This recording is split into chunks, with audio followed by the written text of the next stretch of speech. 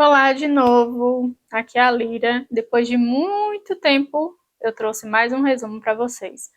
Dessa vez eu vou falar de um livro que ele foi bem famoso, acho que ainda continua sendo um pouquinho famoso, mas na minha época de adolescência ele foi bem famoso entre as menininhas apaixonadas e a adaptação cinematográfica dele também ficou muito famosa. Eu li não durante a adolescência, quando eu li eu já estava adulta, e eu decidi reler para trazer para vocês. Eu estou falando do famosinho Crepúsculo. Como vocês já sabem, meu Kindle não é colorido, então a capinha aparece assim. A capinha do livro aparece na versão preto e branco.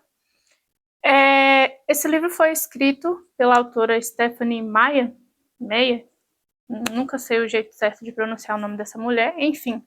Foi publicado lá fora, no ano de 2005, porém aqui no Brasil ele foi trazido pela editora Intrínseca no ano de 2008, e desde então ele foi um fenômeno de leitura, muitas meninas, meninos, enfim, mas principalmente meninas na faixa entre 11 e 18 anos adoraram não só o Crepúsculo, como a saga inteira. Eu não cheguei a ler tudo, eu li só o primeiro livro, e talvez eu leia o segundo, o terceiro, ou até a saga toda, mas enfim, vamos lá. Para começar, o livro se passa na cidade de Forks, boa parte do livro se passa na cidade de Forks. Ele vai falar sobre uma adolescente chamada Isabela Swan, mas a gente conhece ela por Bella, né? Durante o livro inteiro ela é chamada só de Bella. O que acontece? Essa menina, ela é aquela típica adolescente dos anos 2000 até 2010, onde era diferente de todo mundo, era excluída, não se encaixava em lugar nenhum. E tem algumas diferenças entre a Bella do livro e a Bella da adaptação cinematográfica, mas isso eu vou explicar para vocês um pouco mais para frente lá no final. Enfim, a Bella, ela é filha de pais separados. A mãe dela se chama René, o pai se chama Charlie. E a mãe, depois de um tempo, resolveu se casar novamente. E a Bella decidiu que ela ia sair de Phoenix, que é o estado que ela mora, com a mãe, para passar uma temporada em Forks com o pai. Só que Forks é uma cidade bem ovo, assim, bem miolo do mundo, muito pequenininha, cidade minúscula, bem do interior. E ela não gosta, é deixado o tempo todo claro no livro que ela não gosta, porque é uma cidade chuvosa, melancólica, aquele aspecto bem de cidade bem triste, que não pega sol, né? Então deixa a pessoa mais depressiva e etc. Principalmente a Bella.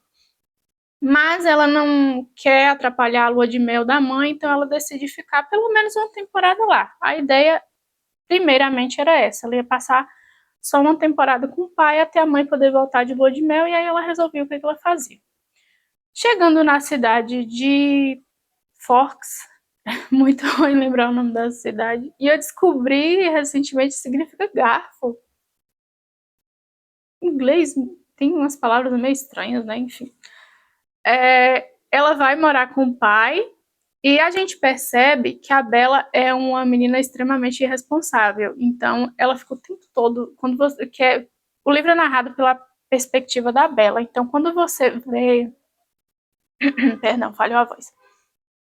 Quando você tá dentro da mente dela, você vê que ela é muito preocupada com a mãe, se a mãe está se alimentando, se a mãe está pagando as contas, se está fazendo tudo direitinho, porque a mãe dela é muito cabeça voada. Então você vê que a Bella foi delegada a Bella muitas responsabilidades que não é normal uma adolescente da idade dela de 15 anos ter aquele tanto de responsabilidade. Parece que ela é mãe da mãe do pai dela, porque ela também tem uma preocupação muito grande com o Charlie.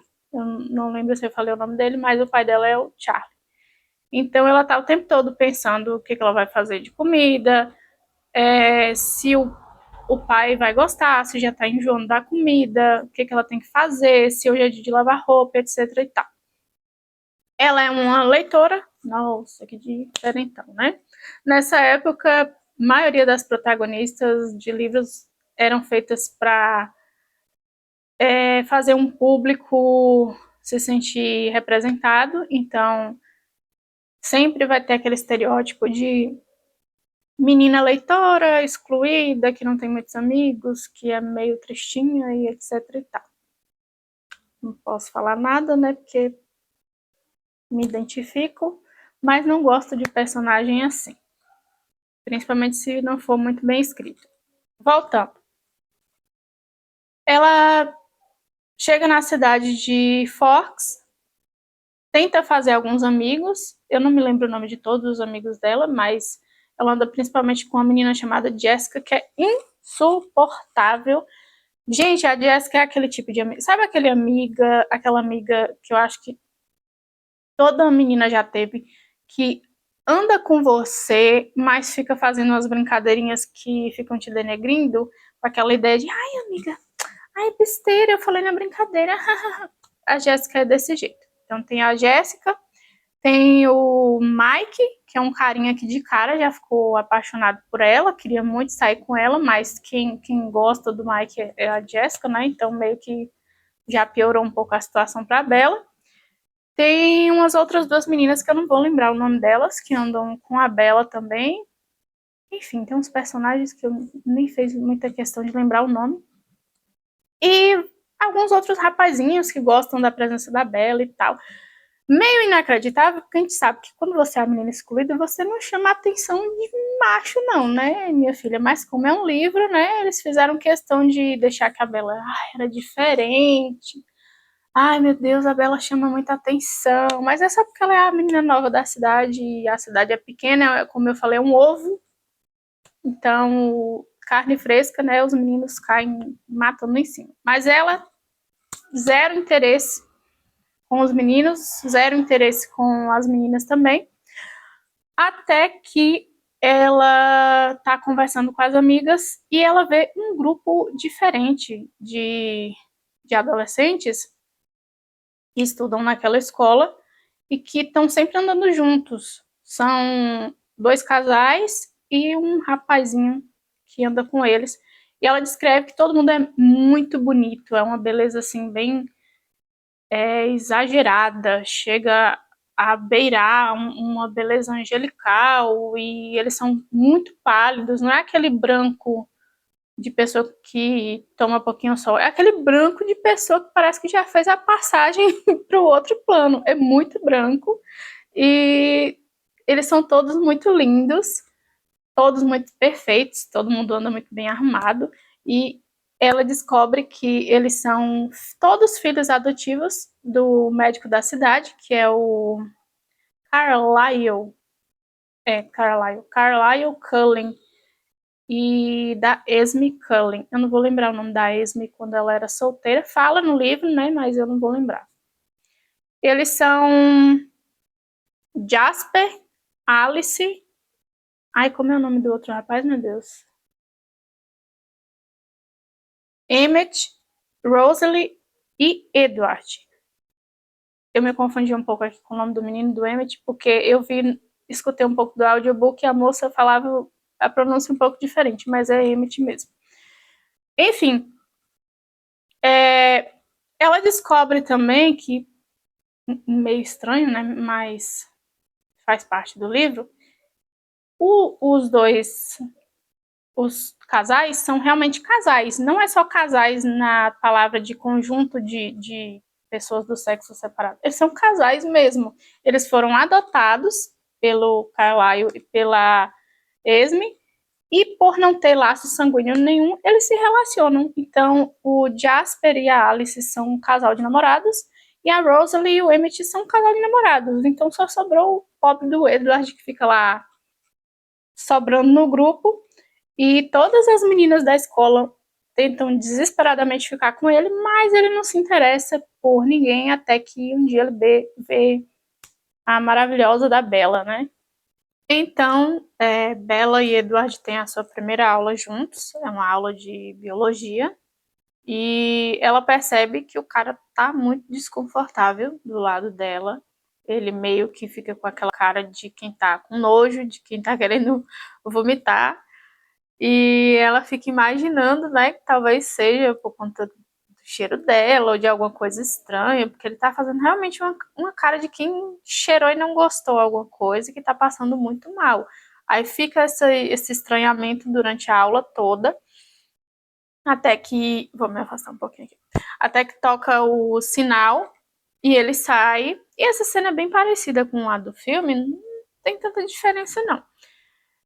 E ela encontra ele depois na coordenação, tentando mudar de aula, porque aparentemente ele não tá querendo ficar na mesma turma que ela, porque, se eu não me engano, nos Estados Unidos, quando você faz dupla em certas aulas, para você trocar de dupla só se alguma coisa muito séria acontecer, senão você vai passar o resto do seu ano letivo com aquela mesma dupla. Para ele não vai ser uma coisa muito legal, né, já que tá passando mal na presença da menina. Ela fica muito chateada, com razão, né, coitada. E ela fica sem entender o que aconteceu e no dia seguinte ele não aparece porque na cidade, que eu já falei que é uma cidade muito chuvosa, deixa eu tentar baixar aqui, tá atrapalhando. Uma cidade muito chuvosa, sai uma frestinha de sol e os Cullen evaporam igual fumaça, que ela já achou esquisito e ela foi conversar com as amigas e as meninas falaram: ah, isso é normal, porque quando acontece da cidade tá um pouco mais ensolarada, eles pegam as coisas e partem para a montanha para fazer acampamento. Eu particularmente achei uma coisa assim bem, né? Como que a coordenação da escola acha super normal uma família inteira de alunos que estudam no colégio resolverem matar a aula porque eles vão acampar na montanha, vai escalar ali a montanha, porque saiu um raio de sol a mais na cidade, mas enfim. Provavelmente é porque a família do Edward é muito rica, o Carlyle, ele é um médico muito importante da cidade e tudo mais, então, né, ninguém vai falar nada. Fazer o quê? Acontece. Aí passa-se uma semana, ele já volta todo diferente, volta tratando a Bella muito bem, coisa que ele não estava fazendo, né? E eles começam a conversar, conversas triviais do dia a dia. Ele pergunta de onde. Ele é muito curioso pela vida dela, o que é estranho, porque até o momento ele não queria nem saber da menina, estava até incomodado com a presença dela, mas ele pergunta de onde ela veio, o que aconteceu para ela estar ali, e ela vai soltando coisas da vida dela, porque ela também está curiosa a respeito dele, por ele ser misterioso. Mas ele praticamente não fala nada muito relevante sobre ele. Passa alguns dias e a Bella tá indo pro estacionamento do colégio dela. Isso aí eu esqueci de falar. Erro meu. Quando ela chega na cidade, o pai presenteia ela com um carro.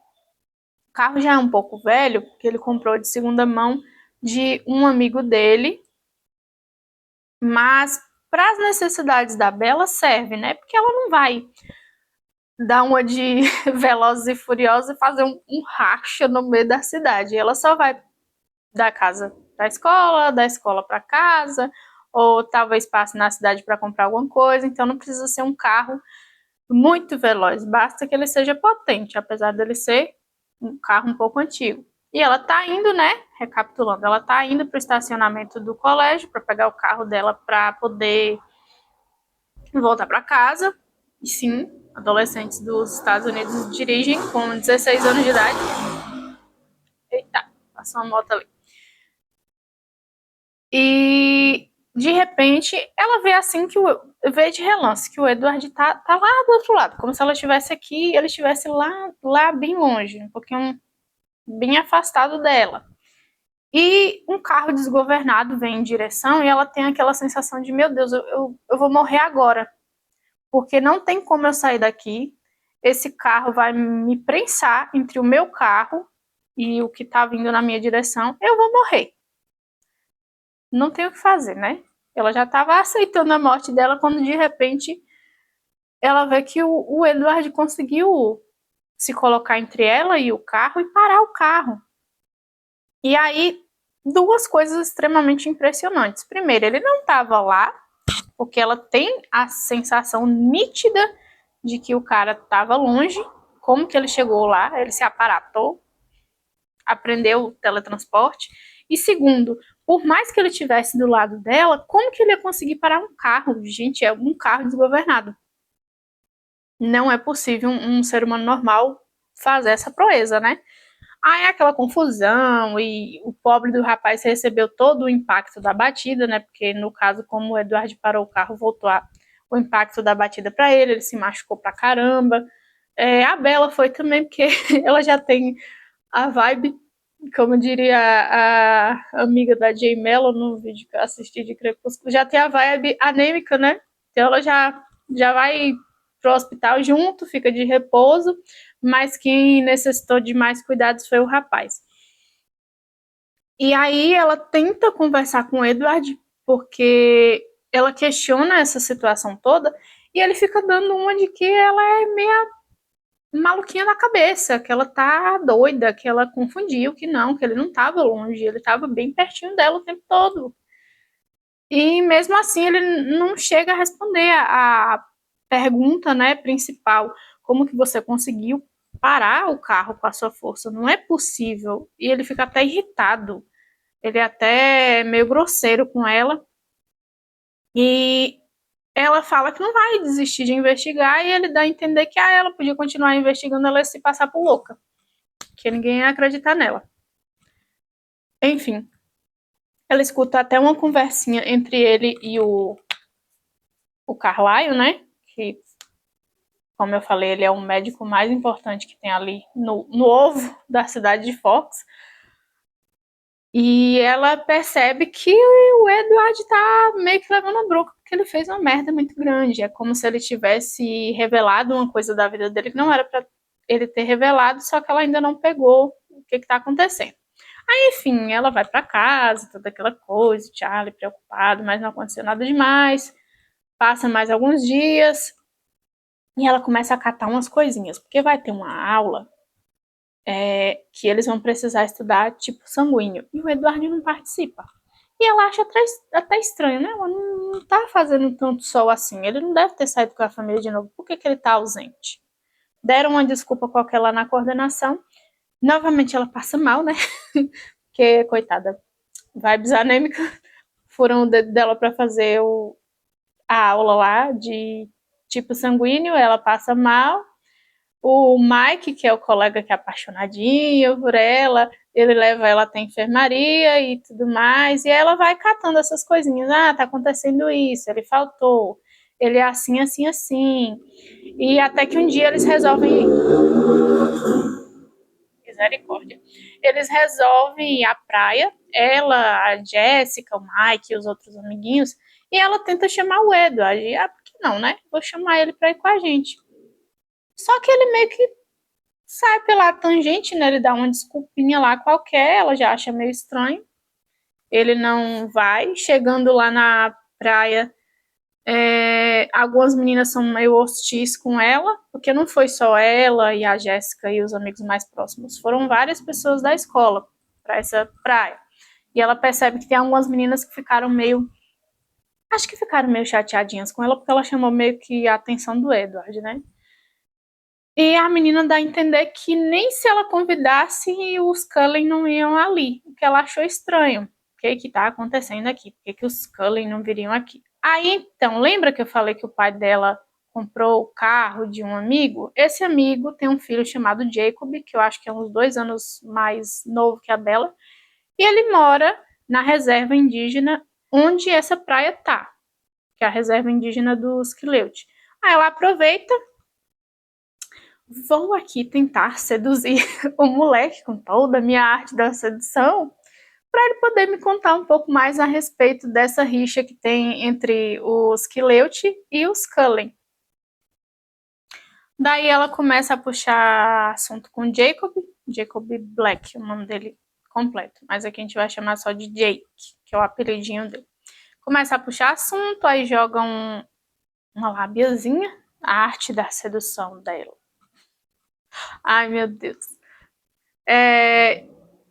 E ele vai soltando algumas histórias, né? Ele fala que a tribo dele vive naquela região já tem muitos e muitos anos, e que a rixa entre eles e os Cullen vem de muito tempo. Primeiramente, ele não quer explicar bem, né? Ele fica dando onde que, só historinha, coisa nada a ver, mas ela insiste, e ele, como tá muito apaixonadinho por ela, ele acaba soltando que tem uma lenda lá na região a respeito de um povo chamado Os Frios, que são pessoas imortais, geladas e que são bebedoras de sangue. A gente chama como vampiro, mas eles chamam como Os Frios. E aí ele conta que a rixa entre os Quileute e os Cullen acontece porque há muitos, muitos anos atrás apareceu um desses frios e matou um membro da tribo e teve toda uma confusão, várias mortes, e que quando os Cullen chegaram, eles alegaram que eles não faziam esse tipo de coisa, né? Eles não consumiam sangue de pessoas, e que o tratado era o seguinte: desde que vocês nunca machuquem ninguém e não ultrapassem a delimitação que a gente tem aqui da região, vai ficar tudo certo, cada um no seu canto. Só que aí a Bella fica tipo, tá, mas eram outros Cullen, eram Cullens descendentes de muitos, muitos anos atrás dos que vivem aqui na região, né? Mas ele dá a entender que para o pessoal que já tem muito tempo que mora lá, os rostos dos atuais Cullen são idênticos aos do passado, em que meio que se propagou essa ideia de que, como eles são imortais, eles ficam durante um tempo na cidade, somem durante anos, e aí quando ninguém mais tem memória sobre eles, eles voltam, o que é uma tática muito boa, né? Inclusive porque a cidade é pequena, muitas pessoas acabam indo embora, ou morre muita gente da população, o pessoal vai ficando mais velho, não vai ter como lembrar 100% do rosto de todo mundo. Só que ele sempre fala com aquela ideia de que, é só uma lenda que eu escutei do meu povo, não quer dizer que é real, mas até então a galera do pessoal lá dos Cullen, eles respeitam a restrição, eles não vêm à praia, porque a praia faz parte da nossa reserva e é um terreno delimitado. E aí a Bella fica com aquela pulga atrás da orelha de que realmente ela percebe que todo mundo da família dos Cullen é estranho, eles se movimentam de maneira estranha, a pele deles é tão pálida que realmente dá a sensação de que eles não estão mais vivos, é um branco assim bem cadavérico. E aí ela começa a pesquisar na internet a respeito dos frios e lendas sobre vampiros, e aí ela vai cruzando dados, né? Porque cada região onde se relata sobre vampiros tem relatos diferentes. Tem relatos de vampiros que passeavam durante o dia, outros não. Aí algumas lendas falam que eles se ferem no sol, outros já falam que não. Ela foi tentando fazer a pesquisa dela lá e cruzar uns dados, e aí ela descobriu que tem um livro que é mais detalhado a respeito desse assunto, só que ficava na cidade. E aí, né, tá rolando na escola dela a tal da preparação do baile. Só que ela já falou pro pai dela que ela não vai. Deixa eu subir aqui que eu tô desconfortável. Ela já falou pro pai dela que ela não vai, que ela não tá muito afim, já falou pras amigas dela também que ela não vai, já deu inclusive um fora no Mike umas 2 vezes, porque ele tentou convidar ela e ela fala, que não, vai com a Jéssica é mó legal, por que você não vai com ela? Ele vai convidar a Jéssica. E a Jéssica liga pra ela, né, super empolgada, ai meu Deus, o Mike me convidou, e eu vou comprar vestidos com fulana, você quer ir com a gente? E aí ela vê nisso aí uma oportunidade de ir até outra cidade, né, para poder comprar o livro. Aí ela concorda, ela fala com o Charlie que ela não vai participar do baile, enfatizando o tempo todo nesta caralha deste livro que ela não vai para o baile, mas que ela vai ajudar as amigas a escolher sapato, acessório, vestido, etc e tal. E aí eles vão. Beleza, só que chegando lá, ela fica uns minutinhos com as amigas, e ela fala, não, pode ir escolhendo aí as coisinhas de vocês, que eu vou ali numa livraria comprar um livro que eu quero. As meninas, né, já acostumaram com o jeito esquisito dela, tanto faz, pode ir, beleza, a gente se encontra mais tarde. Ela vai nessa livraria, ela compra o que ela precisa comprar, só que na volta, ela meio que se perde no caminho. E ela percebe que tem uns caras seguindo ela. E é uma cena, assim, meio tensa, porque como é da perspectiva da Bella, você vai sentindo a agonia de você ver que os caras estão tentando encurralar ela, até porque ela não conhece a cidade, ela não sabe qual rua que vai dar onde, e depois de um tempo ela percebe que eles estavam direcionando ela para um beco sem saída. E aí ela lembra, ó, eu tenho um spray de pimenta na bolsa, mas só vai dar para uma pessoa, e são 3 caras. O que que eu vou fazer? O que eu faço? E ela fica tentando se lembrar de aulas de defesa pessoal que ela já teve, coisas do tipo, enfia o dedo no olho, ou faz assim com o punho para poder atingir nuca, nariz, nuca, nuca, tô doida, queixo, nariz e tal, para poder imobilizar, mas mesmo assim não vai servir, porque ela é só uma menina magrela e são 3 caras. Até que aparece o Edward num carro. Primeiramente, ela não percebe que é ele. Ela só vê que vem um carro desgovernado doido e começa a buzinar e meio que dá a entender que vai atropelar os caras, e eles saem fugidos. E aí ela percebe que é o Edward e ela entra no carro com ele. E ele tá possesso de ódio. Meio que ele dá a entender que ele já sabia o que estava acontecendo com ela e que ele estava furioso por ela estar naquela situação.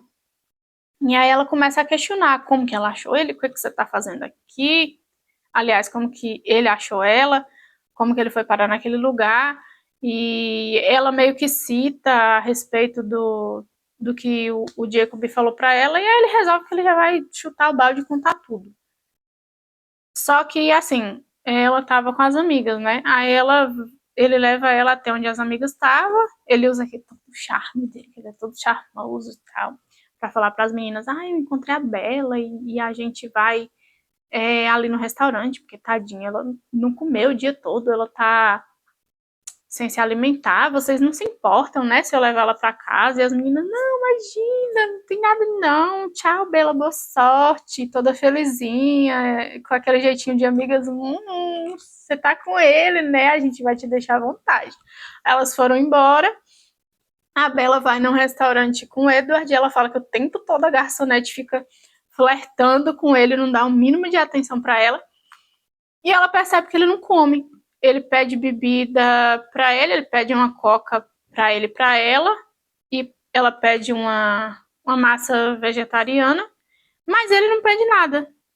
E ele até empurra o copo de coca dele para ela. Quando ela termina de beber, ele toma o meu, bebe o meu também, pode beber, fica à vontade. Ele não come nem bebe nada. E quando a garçonete vem, ele fica dando desculpinhas. Pode trazer mais coca pra gente, pode trazer mais coisas, só que vai empurrando tudo para ela.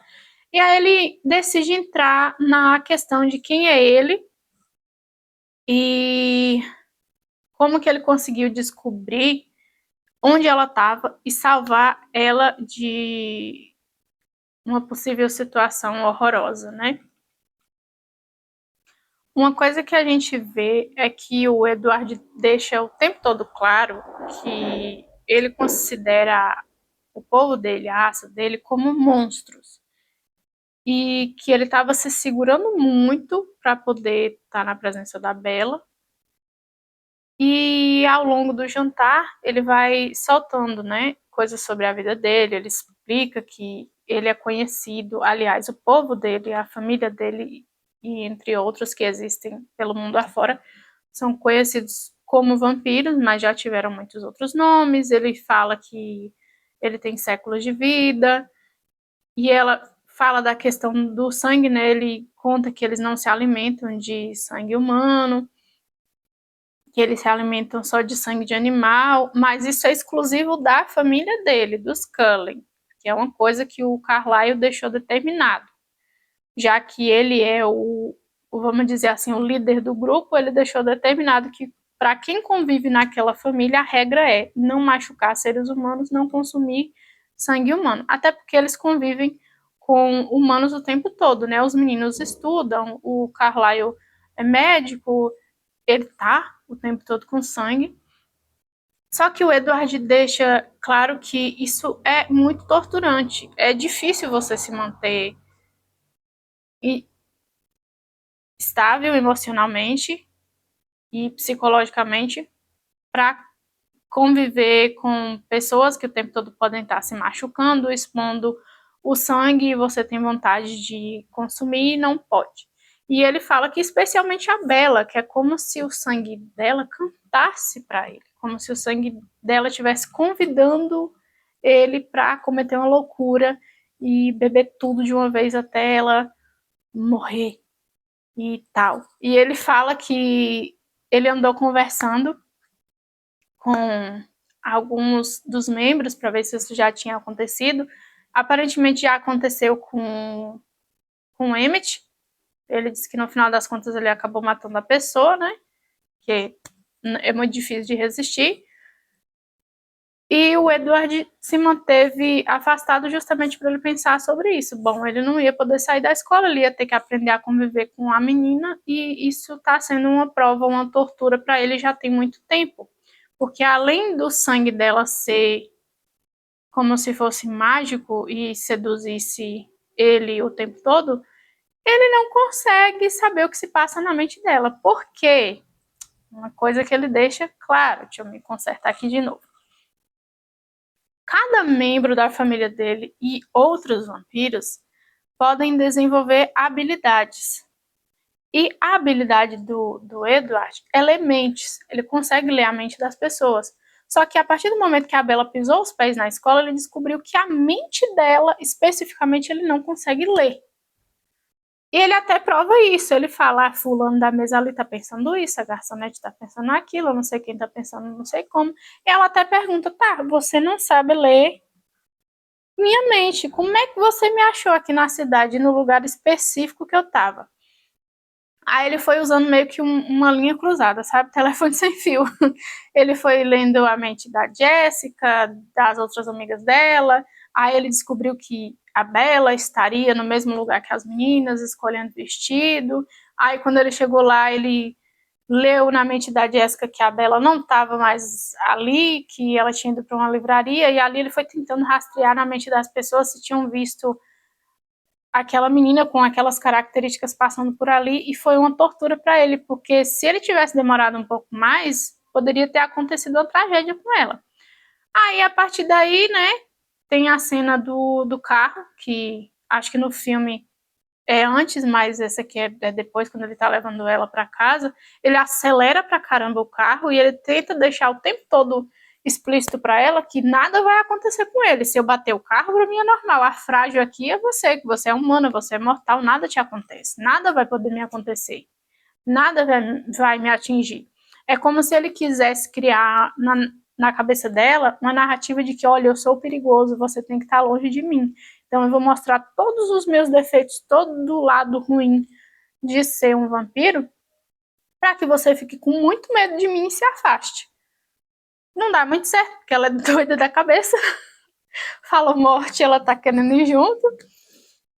E ela vai ficando cada vez mais apaixonada e seduzida por aquele lado misterioso dele e tal. Ainda mais agora que ela descobriu que ele é, né? Aí vem aquela clássica frase: ai, o leão se apaixonou pelo cordeiro, que tem essa frase no livro, que é ele é o caçador e se apaixonou pela própria caça, né? Pelo alimento dele.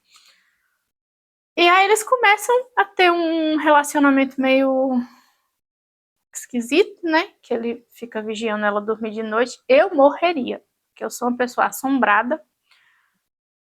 As roupas que ficam do lado da cama já me assombram, porque já fica parecendo que é gente. Imagina se eu visse um troço, uma pessoa em pé me vigiando. Horrível. E ele pode entrar em qualquer lugar, né? A qualquer momento. Ele tem super velocidade e várias outras coisas. Aí, a respeito do dia que ele faltou, ele explica, é porque a pele da gente é tão dura. Isso aí eu acho paia. Não gosto. A pele da gente é tão dura como diamante, que a gente reluz quando a luz do sol bate na gente. A gente não pode se revelar. Ai, meu Deus. Fadinhas e Purpurinas. Ele brilha no sol.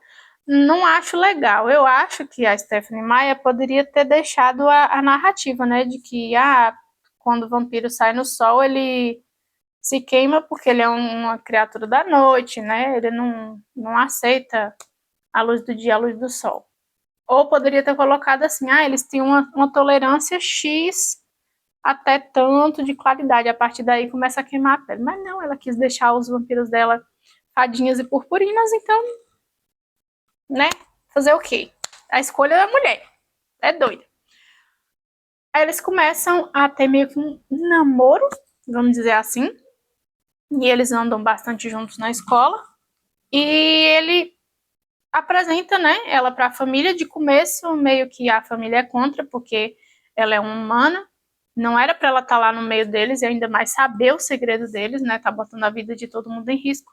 Mas a família acha a Bella tão legalzinha, gente boa, que meio que eles se sentem seduzidos por ela também, né? Porque ela dá aquela sensação de a gente pode ser humano de novo através dela, porque a gente não pode fazer coisas e ela pode como humana, e é tão legal observar, meio que ela vira um brinquedinho ali, né? Principalmente para Alice, que trata ela como se fosse uma boneca, quer botar todo tipo de roupa e coisa na menina.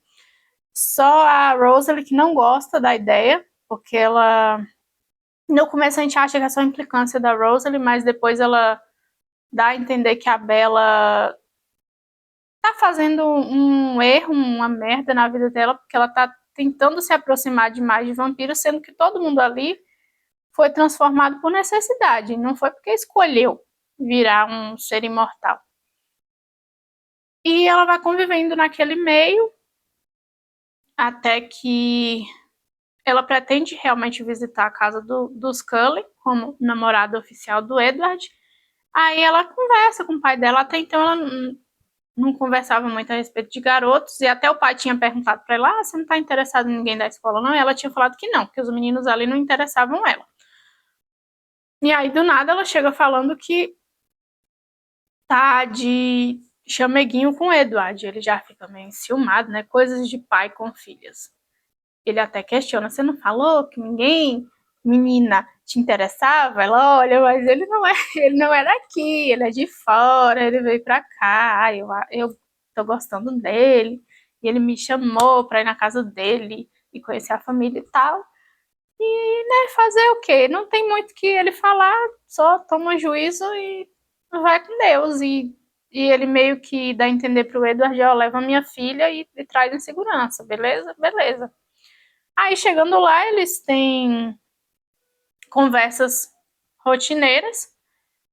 Ela passa a frequentar mais a casa dos Cullen, até que chega um dia onde tá trovejando muito, e eles falam que é o dia perfeito para jogar beisebol. E ela fica sem entender por quê, mas eles mostram para ela, né, qual o motivo de associar os raios e trovões com o joguinho de beisebol deles. Daí, qual é a explicaçãozinha da autora? Ela fala, né, que como os vampiros, no geral, eles são muito fortes, e qualquer movimento que eles forem fazer com o taco de beisebol e tudo mais vai fazer um barulho absurdo. Aí eles têm que aproveitar essas noites e dias de tempestade para poder jogar, porque aí o barulho do taco de beisebol batendo na bola se confunde com o barulho da tempestade, dos raios, dos trovões. Eu acho assim meio fumado, mas, né? Deixa lá a autora no mundinho dela. É porque assim, o livro não é ruim, mas tem algumas coisinhas que, infelizmente, você tem que fazer aquela suspensão de descrença para poder passar liso e não ficar se incomodando. Enfim, a Bella vai só para assistir, porque é claro que ela não vai acompanhar a velocidade nem a força deles, então ela vai mais para observar, como se ela fosse o juiz da partida e marcar quem ganhou ponto, quem não ganhou. Eu não entendo nada de jogo. Beisebol, principalmente, esporte estrangeiro, então nem se fala.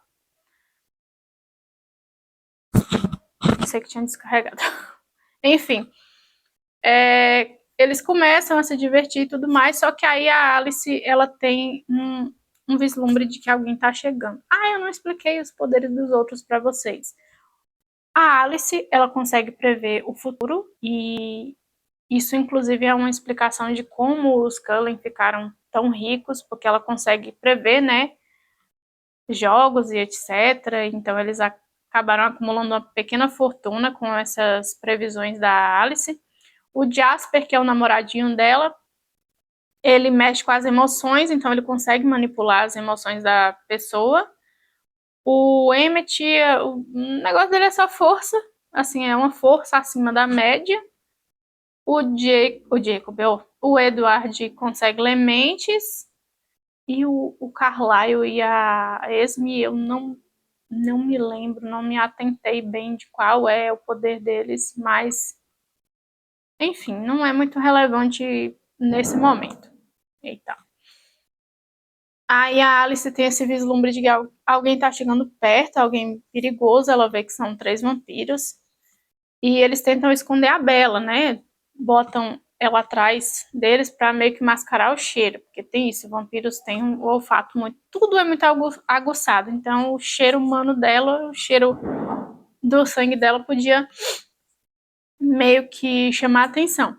Aí logo de início o pessoal chega lá, são 3 vampiros andarilhos, assim, eles não têm lugar fixo para estar. E são eles o Jamie, a Victoria e o Lohan.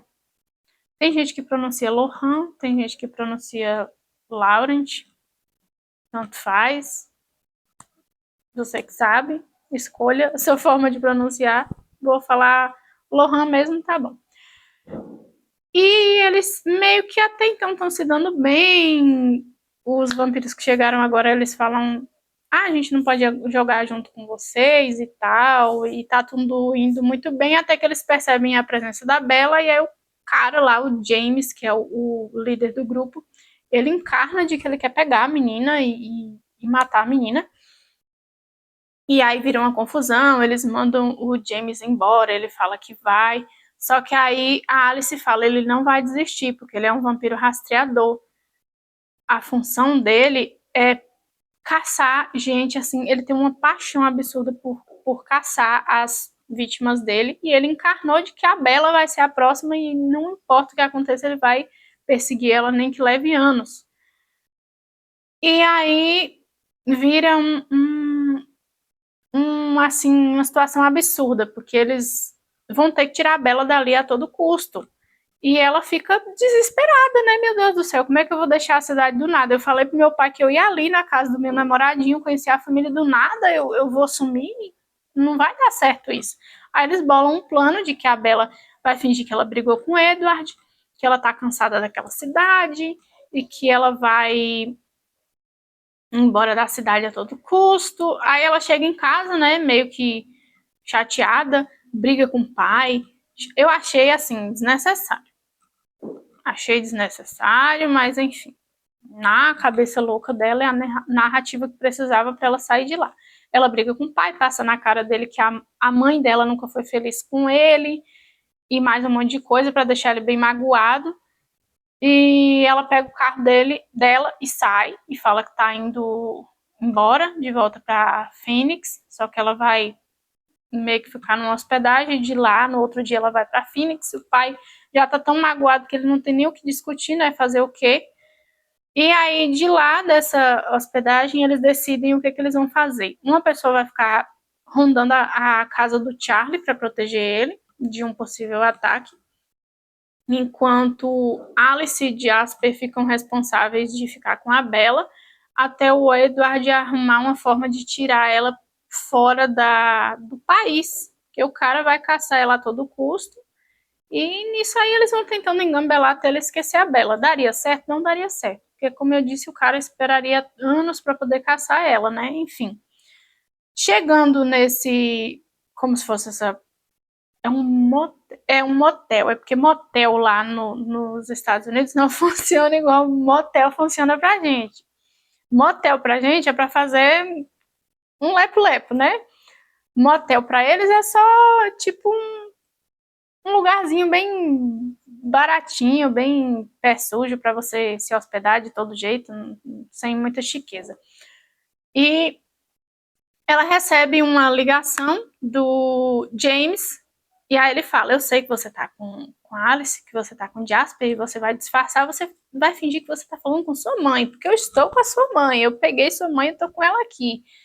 Aí, primeiramente, ela não acredita, ele solta a voz da mãe, né, falando: Bela, Bela, cadê você? Toda desesperada, e aí sim ela acredita que o cara pegou a mãe dela.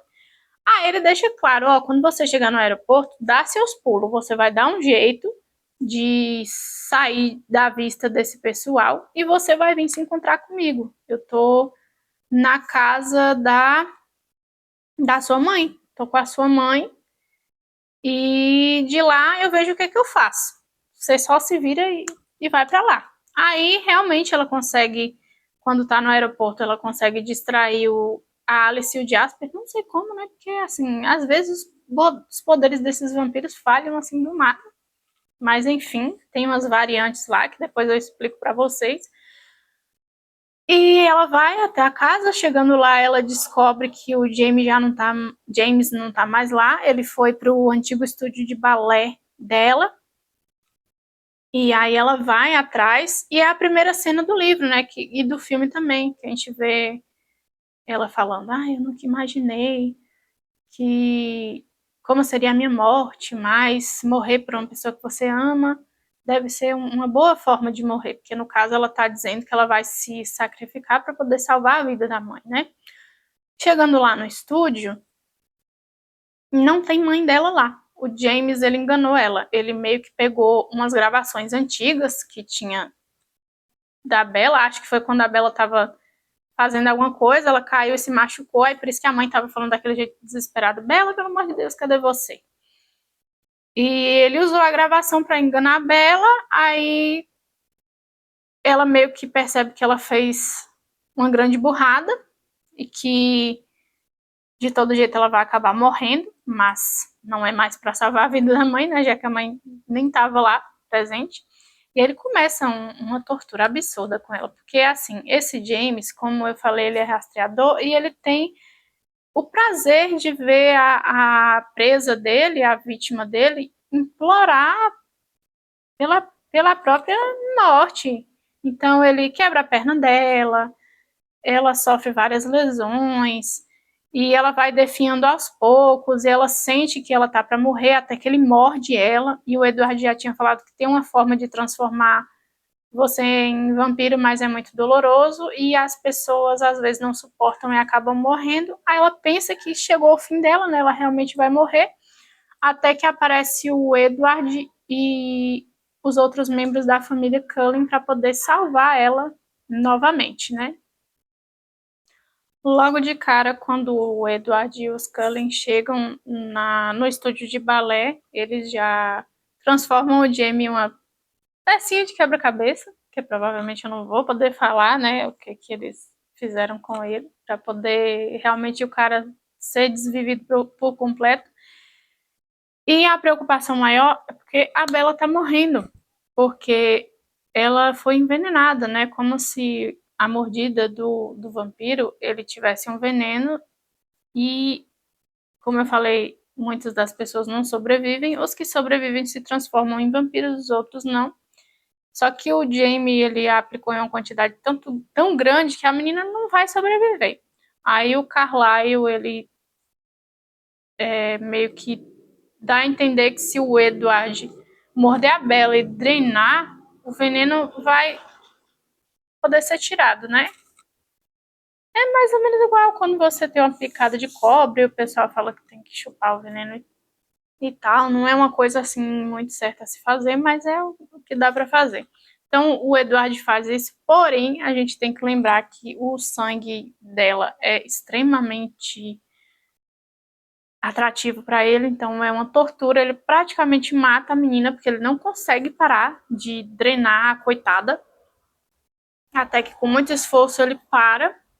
Aí eles levam ela imediatamente para o hospital, aí a cena seguinte já é a Bella acordando sem entender nada, e a mãe dela tá lá, e o pai também. E aí eles vão contar, né, que a desculpa que eles deram. Todo um plano mirabolante, meu Deus do céu. Ah, de que a Bella se machucou porque ela estava lá no motel, ela tropeçou e atravessou a janela e caiu. Mas como que o pessoal vai acreditar nisso? Porque aparentemente é assim. Se a sua filha endoida fala que vai embora, que eu já acho uma coisa absurda, você deixa. E do nada ela aparece toda estrupiada no hospital, é de se você desconfiar que o namorado dela fez alguma coisa, né? Mas o que que eles fizeram? A Alice, ela veste as roupas da Bella, ela se passa pela Bella, ela volta naquele lugar, ela atravessa a janela e faz todo o Paranauê para dar a entender que ela é a Bella, porque aí quando eles fossem procurar por testemunhas, as pessoas iam confirmar, não, realmente a moça atravessou a janela, em um acidente horrível, tudo mais, e etc. Algumas pessoas tiveram a memória alterada, e, enfim, engolem essa desculpa aí. Aí o Eduardo dá a entender que ele faz mal pra Bella, ela dá um pedido de que eles não podem ficar separados, porque eles se amam, etc e tal, e que a solução é ele realmente transformar ela em vampira, e ele não quer, porque ele já deixou bem claro que ele acha isso uma condenação para alma, uma abominação, e ele não quer que ela passe por isso, mas ela, assim, ela engole, né, mas ela dá a entender que ela vai continuar insistindo, que ela vai querer ser transformada para poder ficar definitivamente com ele, porque vai chegar um momento que ela vai envelhecer e vai ficar muito discrepante a idade deles, e uma hora ela vai morrer e ele não. E ele dá a entender de um jeito bem romântico que seria maravilhoso passar a vida dela, o curto período de vida dela com ele, mas para ela não é legal, né? Não vai ser uma coisa muito boa. Aí tem a cena do baile que, gente, pasmem, pasmem, tá tendo um baile. Aí o cara vai, o seu namoradinho vai e fala: se arruma pra você ir num lugar comigo, e você não cruza a ideia de que talvez ele estaria me levando pro baile. Olha o que passa na mente da menina. Ela fica chateada, fula da vida, porque ele leva ela até o baile que ela falou que ela não queria ir. E ela fala: eu achei que você estava me levando para ser transformada, por isso que a Alice me arrumou desse jeito e tudo mais. Vamos dar um desconto porque ela tem 17 anos. Deixa. E aí eles ficam lá no baile, né? Ela toda estrupiada ainda, tá com a perna quebrada, tá se recuperando, mas foi toda belíssima, toda arrumada. E ela dá a entender que ela vai continuar insistindo para ser transformada, ele continua negando, mas até então eles estão juntos e é o que importa para eles, e aí acaba o livro. Enfim, vou dar algumas explicações aqui. Primeiro, o Eduardo tem mais de 100 anos e é uma coisa que eu acho que é um pouco melhor explicada no livro do que no filme, de que a autora dá a entender que você fica com a mentalidade que você é transformado. Ou seja, se você é transformado com 17 anos, que foi o caso do Edward, ele permanece com a mentalidade de um rapaz de 17 anos. Até por isso que ele se interessa pela Bella, que tem 17 anos. Porque se ele fosse evoluir a mente de acordo com a idade dele, nunca queria ter paciência de ficar conversando com um adolescente. Nunca, né? Mas é a explicação que a autora deu. Dá para engolir? Até que dá para engolir. Outra coisa, o poder dos vampiros, ele meio que tem algumas variantes, porque primeiramente você pensa que a Alice prevê o futuro, mas ela prevê o futuro de acordo com variáveis, aí vai depender do estado que a pessoa está mentalmente e etc. Enfim, acho que isso aí são algumas passadas de pano que ela deu, porque, poxa, eu criei uma pessoa com poder muito roubado e isso vai me dar problema. Então, vou dar uma passadinha de pano aqui, colocar umas coisinhas aqui para tapar o buraco e o povo vai engolir.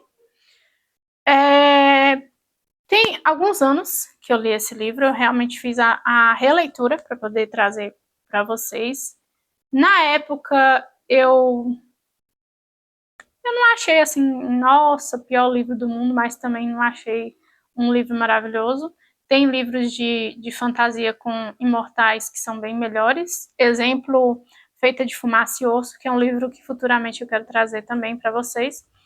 Eu não sei se eu vou continuar lendo a saga, porque assim, são 4 livros e à medida que vai passando os livros, meio que vai ficando mais chatinho, sabe? De você acompanhar. Eu entendo toda a questão do Edward não querer transformar a Bella, porque ele é muito religioso. Ele morreu na época da gripe espanhola, né? 1920 ou 30, alguma coisa assim. Então ele tem aquela coisa de que ele acha que a alma dele já está condenada ao inferno, ele não quer que isso aconteça com a moça. Mas ao mesmo tempo eu acho ele muito filho da fruta, né? Você não quer transformar a menina, mas você quer continuar na vida da menina. Não desembaça. Você também fica tentando afastar ela, mas ao mesmo tempo fica aproximando ela. Aí não dá muito certo não, né, meu filho? Se decida. E ela também é muito bobinha apaixonada. Eu, particularmente, acho a Bella do livro mil vezes melhor do que a Bella do filme. Porque a Bella do filme é uma mosca morta que só fica flutuando. Não sei se é culpa da interpretação da atriz lá, da Kristen Stewart, ou algo do tipo, mas a Bella do livro, ela é muito mais proativa, tanto que, como eu falei para vocês, ela tem uma preocupação muito grande com os pais, porque ela foi uma menina que desde nova foi criada com muitas responsabilidades. Então ela é aquela pessoa que meio que virou adulto um pouco antes do tempo, ela amadureceu um pouco mais rápido, por conta da mãe, que é uma perturbada, que não cuida dela de jeito nenhum, e do pai, que também não se importa muito, não. Passa a se importar a partir do momento que eles moram juntos, mas até então não parecia muito se importar com a vida da filha. Enfim, eu espero que vocês tenham gostado do resumo. Eu me atrapalhei um pouco com algumas palavras, porque começo a falar rápido demais e tal, mas eu pretendo trazer novos resumos. Eu não parei de fazer resumo, eu só não tenho uma frequência muito grande para poder trazer para vocês. E hoje estreou, né, a nova temporada da Casa do Dragão, estava muito animada. E eu estou pensando no próximo livro ser A Guerra dos Tronos, que eu já tinha falado que eu ia trazer, mas eu estava com esse de Crepúsculo na frente. Então, provavelmente, a próxima resenha vai ser de A Guerra dos Tronos. E vai ser bem grande, porque o livro é bem grande. Eu espero que vocês gostem. Um beijo e até o próximo resumo.